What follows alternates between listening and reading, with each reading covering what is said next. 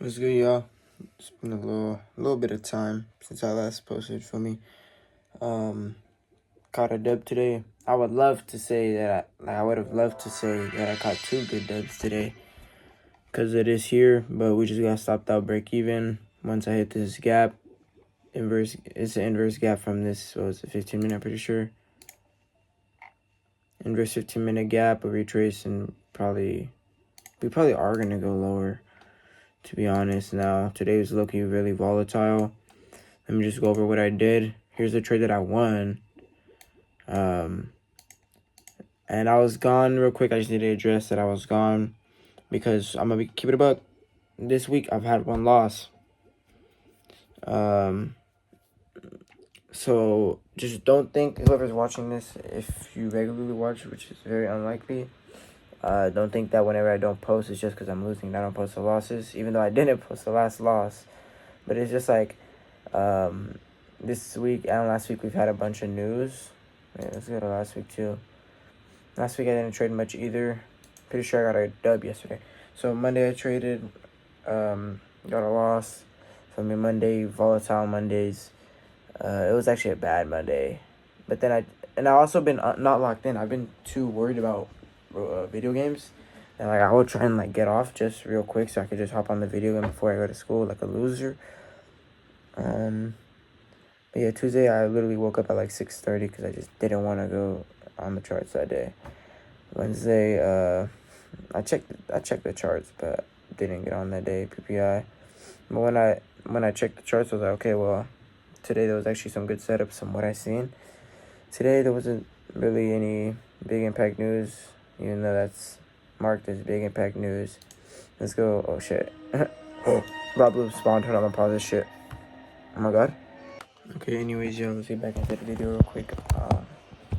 For the first trade where I won, because the reason I was not doing as good for the past week, being lazy, is just also I just been it's because I've been, what's it called, how do I say this, just not paying enough an intention. But am I stupid?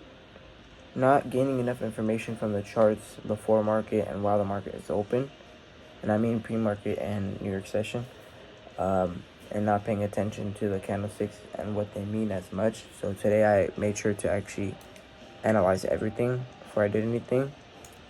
So also another thing I could say is today was kind of easy to read. So I was just looking at what overnight did.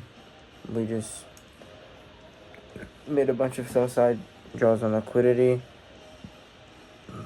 moving higher. And then if we look here, we have an bearish SMT. So at first my bias was actually bearish, but what's it called? I know it's kind of stupid to say this because it's nothing to back it up, but I've seen this countless amount of times in the market, and I know usually what happens right after is that we dump or pump in the opposite direction of when it's doing that. And I forgot which time frame it was. I swear I see this all the time.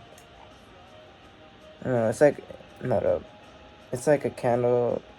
It's a trend where all the candlesticks are moving really weird. How do I say this? I forgot what time frame it was on. Kind of like this, but it's just it's one big candle, a little candle, and then a big candle to the outside, then a little doji candle, big candle to the outside. But it's uptrend, and usually after that we pump or dump to one side. I don't know how to say it.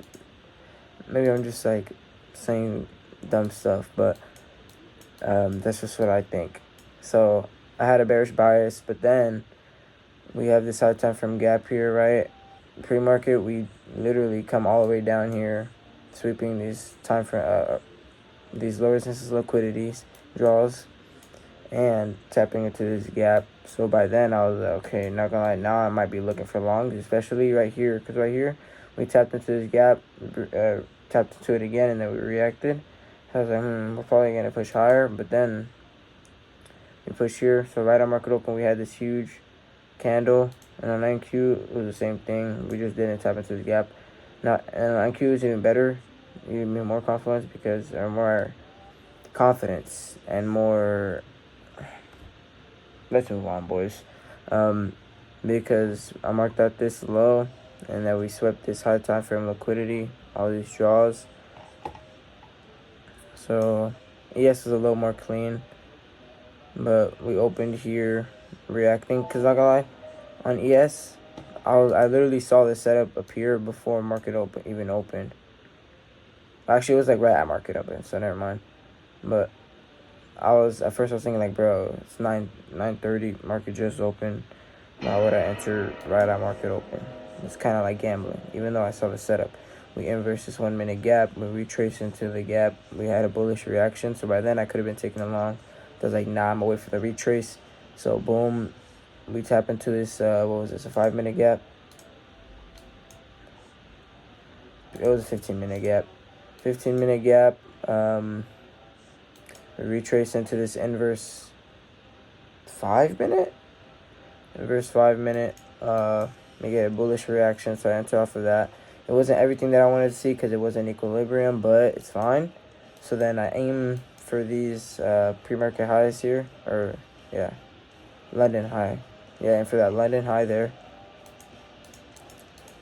Especially, I even had a higher confidence because I was like, okay, since we had this SMT here, NQ would probably want to come up and sweep the highs that it didn't sweep the overnight. So boom, and we had a lot of volatility going up, just straight bullish candles. But after I seen this, I was like, okay, well, since we're already very volatile today, we have a high chance to have a volatile push to the downside. So I hop back onto the charts before getting on the game. We inverse this 1 minute, perfect. I mean, it wasn't a lot of confluences, and it was kind of a low probability trade, but at least we didn't get a loss. We took a break even because we did have both of these inverse gaps here. So that already made it low probability since we're already bullish for the day. And we're probably going to end the day bullish. Also, these lows are going to be draws later on, maybe even tomorrow. Maybe even for tomorrow in your session, I might be able to leave these lows. Unless Asia or London sweeps them, then this would be previous day low. But yeah, we retrace into this gap. We get a bearish reaction. I entered. At first, I thought, okay, this is going to be a sweep straight to our TP. But we react very strongly off of this inverse 15-minute. Yeah, off of this bearish 15-minute inverse gap, right? So basically, it's bullish at that point. Then we come up and stop me out at break even. Same thing with ES. So ES even pushed higher. We have another SMT. So maybe there, now you could be looking for shorts actually. Down to these lows, these protected lows. I don't know. We'll see. You never know 100% in the market, boys. Yeah, today was a good trade. I would have loved to say I caught 2 beautiful trades back to back. Because look at that. That's kind of delusional, though. We would have BPR here. Yikes, I'm kind of delusional for that. Yeah, overall, I think my analysis was good today. And I got to learn to stop beating myself up when I lose.